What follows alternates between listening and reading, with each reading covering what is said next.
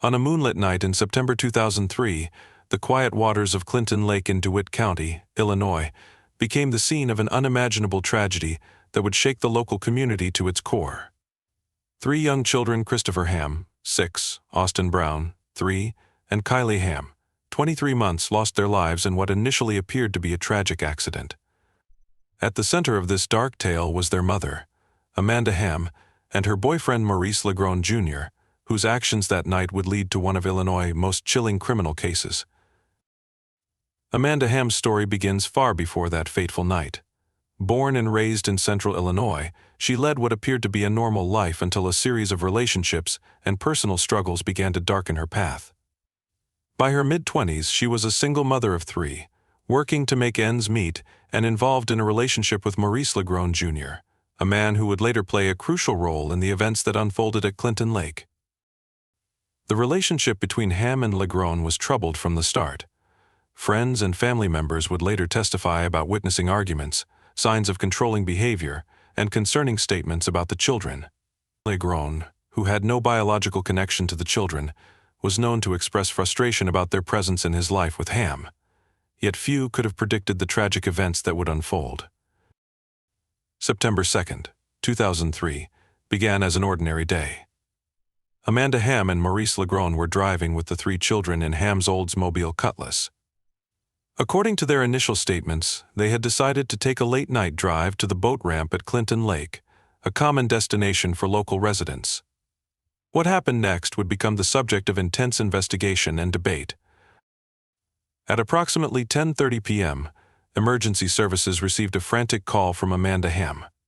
She reported that her car had accidentally rolled into Clinton Lake with her 3 children inside. First responders rushed to the scene to find Ham and Legrone wet but alive, while the children remained trapped in the submerged vehicle. The rescue operation that followed was both desperate and heartbreaking. Despite the best efforts of emergency personnel, by the time divers reached the vehicle and extracted the children, it was too late. Christopher, Austin, and Kylie were pronounced dead at the hospital, victims of drowning in the dark waters of Clinton Lake. Initially, the incident was treated as a tragic accident. Ham and Legrone told investigators that they had parked at the boat ramp to talk, and somehow the car had rolled into the water. They claimed they had tried to save the children but were unable to do so. Their story, however, began to unravel as investigators delved deeper into the circumstances surrounding the deaths. The physical evidence at the scene didn't match the couple's account. Investigators found that the car's transmission and emergency brake were in working order, making an accidental roll into the lake highly unlikely.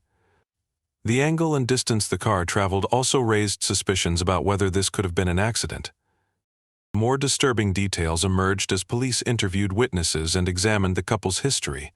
Friends and family members came forward with accounts of concerning behavior and statements made by both Ham and Legrone in the weeks and months leading up to the incident. Some reported hearing Legrone express resentment toward the children and Ham's apparent increasing detachment from her maternal responsibilities. The investigation revealed a pattern of domestic issues and concerning behavior. Legrone had a history of domestic violence in previous relationships, and witnesses reported seeing him act aggressively toward Ham's children. Additionally, Ham's behavior in the aftermath of the deaths struck many as unusually detached, raising red flags for investigators. Perhaps most damning were the statements Ham made during police interviews. Initially maintaining the accident narrative, she eventually began to provide details that contradicted her earlier accounts. Her demeanor during questioning, described by investigators as oddly calm given the circumstances, added to the growing suspicions about her involvement in the children's deaths. In December 2003, both Amanda Ham and Maurice Legrone Jr. were arrested and charged with first-degree murder. The prosecution's theory was that the couple had deliberately driven the car into the lake with the intent of drowning the children, whom they saw as obstacles to their relationship. The trials, conducted separately, captivated Central Illinois and drew national attention. The prosecution painted a picture of a mother who had chosen her relationship over her children's lives, while the defense maintained that the deaths were a tragic accident. The evidence presented included expert testimony about the car's mechanics, witness accounts of the couple's behavior, and detailed analysis of the crime scene. Legron's trial came first. Prosecutors argued that he had been the primary actor in the murders, driving the car into the lake while knowing the children were trapped inside. His previous statements about the children and his troubled history became key elements in the state's case against him. After a lengthy trial, Legron was convicted of first-degree murder and sentenced to life in prison without the possibility of parole. Ham's trial followed, presenting unique challenges for both prosecution and defense. As the children's mother, her apparent participation in their deaths struck a particularly disturbing chord with the jury and the public. The prosecution argued that she had been a willing participant in the plan to eliminate her children, while her defense team portrayed her as another victim of Legron's influence. The testimony during Ham's trial revealed the complex dynamics of her relationship with Legron and her history of depression and personal struggles. Mental health experts testified about her psychological state and the possibility that she had been under Legron's control.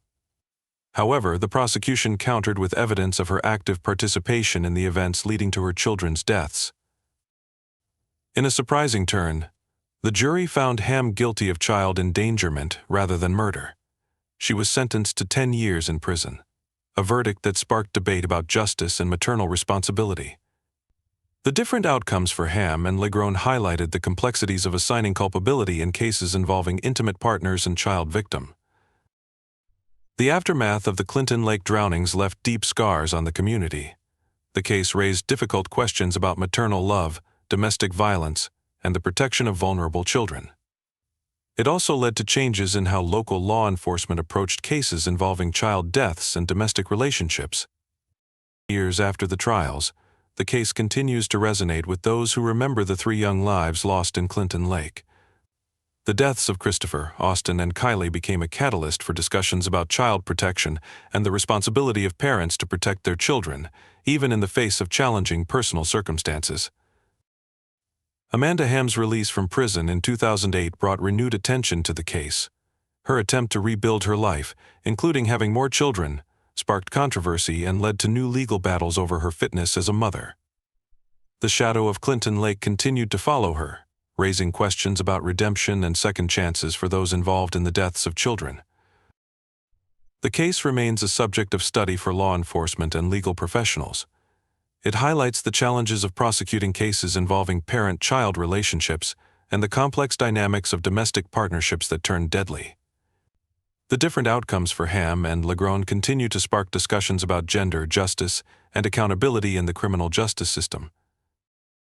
Today, the Clinton Lake case serves as a dark reminder of the vulnerability of children and the devastating consequences when parental protection fails.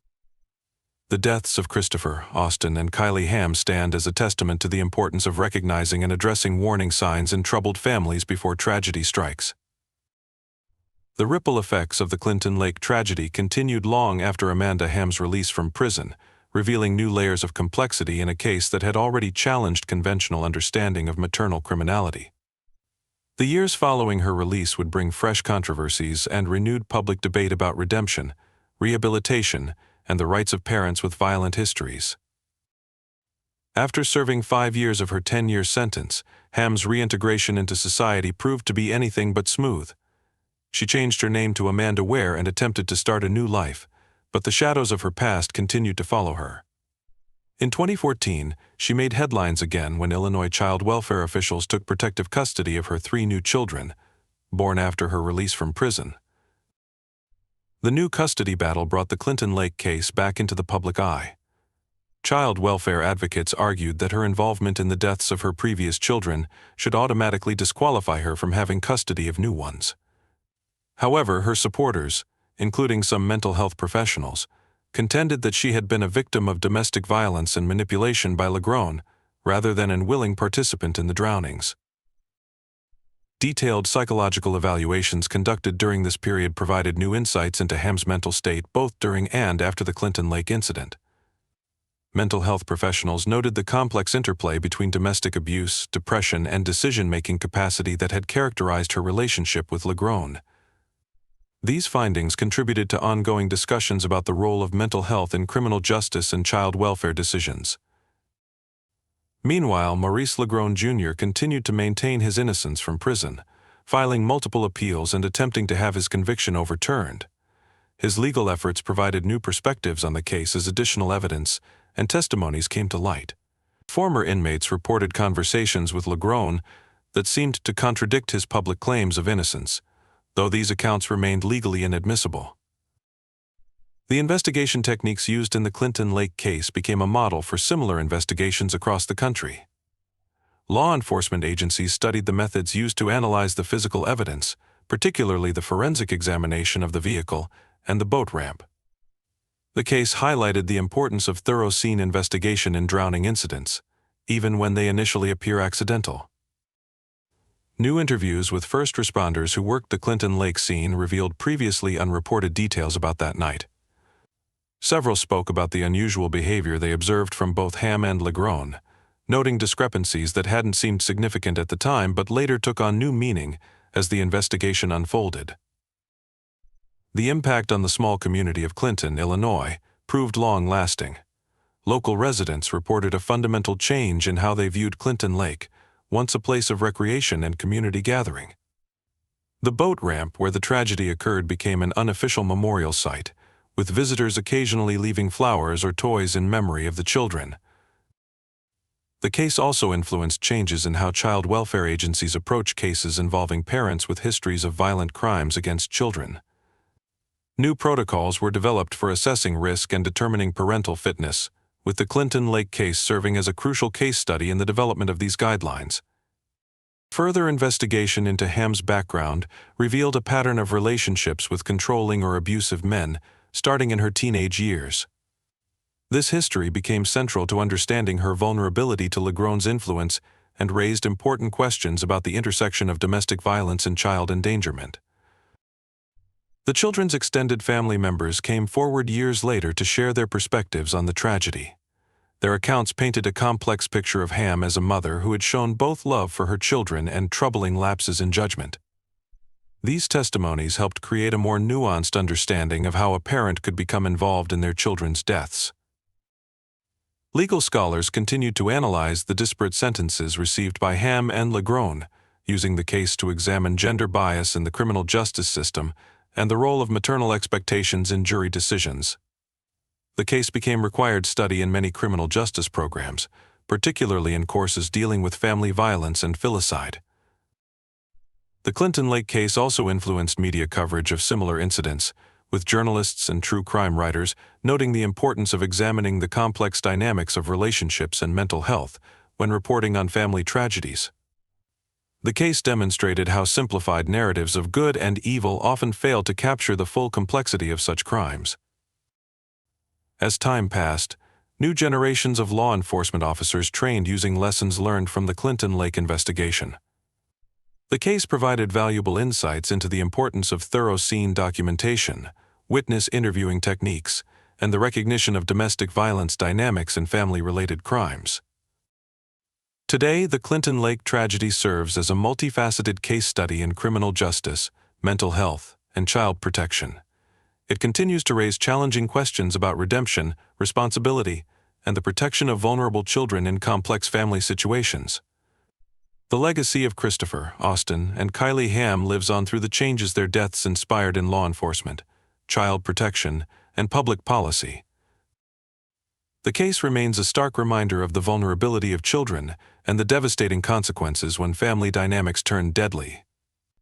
It continues to influence discussions about parental rights, child protection, and the complex interplay between domestic violence and child endangerment, ensuring that the lessons learned from this tragedy continue to protect future generations.